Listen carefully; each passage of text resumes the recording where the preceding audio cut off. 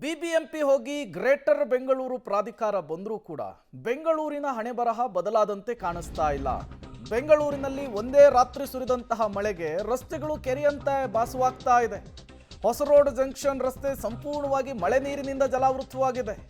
ಜಲಾವೃತವಾದಂತಹ ರಸ್ತೆಯಲ್ಲಿಯೇ ವಾಹನ ಸವಾರರು ಪರದಾಟವನ್ನು ನಡೆಸಿದ್ದಾರೆ. ರಸ್ತೆ ಯಾವುದು, ಗುಂಡಿ ಯಾವುದು, ಆ ರಾತ್ರಿಯಲ್ಲಿ ಗೊತ್ತಿಲ್ಲದೇನೆ ವಾಹನ ಸವಾರರು ಕಂಗಾಲಾಗಿದ್ರು. ಆಟೋವೊಂದು ಸಂಪೂರ್ಣವಾಗಿ ವಾಲ್ಕೊಂಡೇ ಸಾಗುವಂತಹ ವಿಡಿಯೋ ಕೂಡ ಈಗ ಸಿಕ್ಕಿದೆ. ಜಾಲತಾಣದಲ್ಲಿ ವಿಡಿಯೋ ಪೋಸ್ಟ್ ಮಾಡಿ ಜನರು ಆಕ್ರೋಶ ಹೊರಹಾಕ್ತಾ ಇದ್ದಾರೆ. ಜಿಬಿಎಗೆ ಅವರ ಅಧಿಕಾರಿಗಳಿಗೆ ಪ್ರಶ್ನೆ ಮಾಡ್ತಾ ಇದ್ದಾರೆ. ನೋಡಿ, ಇದು ಬೆಂಗಳೂರಿನ ರಸ್ತೆಗಳ ಪರಿಸ್ಥಿತಿ. ಮಳೆ ಇಲ್ಲ ಅಂದರೆ ಒಂದು ಸಮಸ್ಯೆ, ಮಳೆ ಬಂದರೆ ಮತ್ತೊಂದು ರೀತಿಯ ಸಮಸ್ಯೆ. ರಸ್ತೆ ಯಾವುದು, ಗುಂಡಿ ಯಾವುದು, ಡಿವೈಡರ್ ಎಲ್ಲಿದೆ ಏನೂ ಗೊತ್ತಾಗದೇ ಇರುವಂತಹ ಪರಿಸ್ಥಿತಿ. ಕಣ್ಣು ಮುಚ್ಕೊಂಡು ಗಾಡಿ ಓಡಿಸ್ಬೇಕು, ಜೀವ ಅಂಗೈಯಲ್ಲಿ ಇಟ್ಕೊಂಡು ಗಾಡಿಯನ್ನು ಓಡಿಸಬೇಕಾದಂತಹ ದುಸ್ಥಿತಿ.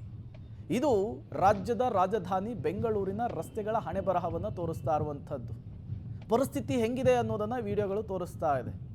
ಒಂದೇ ಒಂದು ಮಳೆ ಬಂದರೆ ಸಾಕು, ಬೆಂಗಳೂರಿನ ಭವಿಷ್ಯ ಗೊತ್ತಾಗ್ಬಿಡುತ್ತೆ, ಬೆಂಗಳೂರಿನ ಹಣೆಬರಹ ಗೊತ್ತಾಗ್ಬಿಡುತ್ತೆ. ನಿನ್ನೆ ಸುರಿದಂತಹ ಮಳೆ ಪರಿಸ್ಥಿತಿ ಏನು ಅನ್ನೋದನ್ನು ತೋರಿಸ್ತಾ ಇದೆ ನೋಡಿ.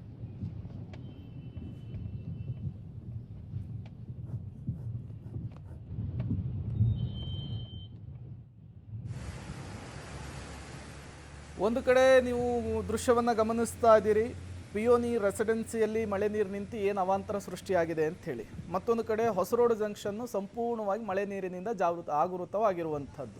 ತಡರಾತ್ರಿ ಸುರಿದಂತಹ ಮಳೆ, ರಾತ್ರಿನೇ ವಾಹನ ಸವಾರರು ಪರದಾಟ ನಡೆಸಿದರು. ಆ ಕಡೆಯಿಂದ ಈ ಕಡೆ ಪಾಸ್ ಹೋಗೋದಕ್ಕೆ ಹೆದರಬೇಕಾದಂತಹ ಪರಿಸ್ಥಿತಿ, ಆ ಪ್ರಮಾಣದಲ್ಲಿ ನೀರು ನಿಂತಿತ್ತು. ಹಗಲೊತ್ತಿನಲ್ಲಿಯೇ ನೋಡಿ ಎಷ್ಟು ಕಷ್ಟಪಟ್ಟು ಹರಸಾಹಸಪಟ್ಟು ಒಂದು ಕಡೆಯಿಂದ ಮತ್ತೊಂದು ಕಡೆಯಲ್ಲಿ ವಾಹನ ಸವಾರರು ಹೋಗ್ತಾ ಇದ್ದಾರೆ ಅಂತ ಹೇಳಿ. ಇದು ಗ್ರೇಟರ್ ಬೆಂಗಳೂರಿನ ರಸ್ತೆಗಳ ಪರಿಸ್ಥಿತಿಯನ್ನು ತೋರಿಸ್ತಾ ಇರುವಂಥದ್ದು. ಮಳೆ ಇಲ್ಲ ಅಂದರೆ ಗುಂಡಿಗಳಿಂದ ಜನ ಎಲ್ಲಿ ಬೇಕಲ್ಲಿ ಬೀಳಬೇಕಾದಂತಹ ಪರಿಸ್ಥಿತಿ ಇದೆ. ಮಳೆ ಒಂದು ಸಣ್ಣ 4 ಹನಿ ಉದುರಿದ್ರೂ ಸಾಕು, ಎಲ್ಲಿ ರಸ್ತೆ ಇದೆ, ಎಲ್ಲಿ ಗುಂಡಿಗಳಿದೆ ಗೊತ್ತೇ ಆಗಲ್ಲ. ನೀರು ಹೋಗೋದಕ್ಕೆ ಸರಿಯಾದ ವ್ಯವಸ್ಥೆನೇ ಇಲ್ಲ, ಒಳಚರಂಡಿಗಳನ್ನು ಕ್ಲೀನ್ ಮಾಡಿಲ್ಲ. ಅದರ ಪರಿಣಾಮ ಇವೆಲ್ಲವೂ ಕೂಡ.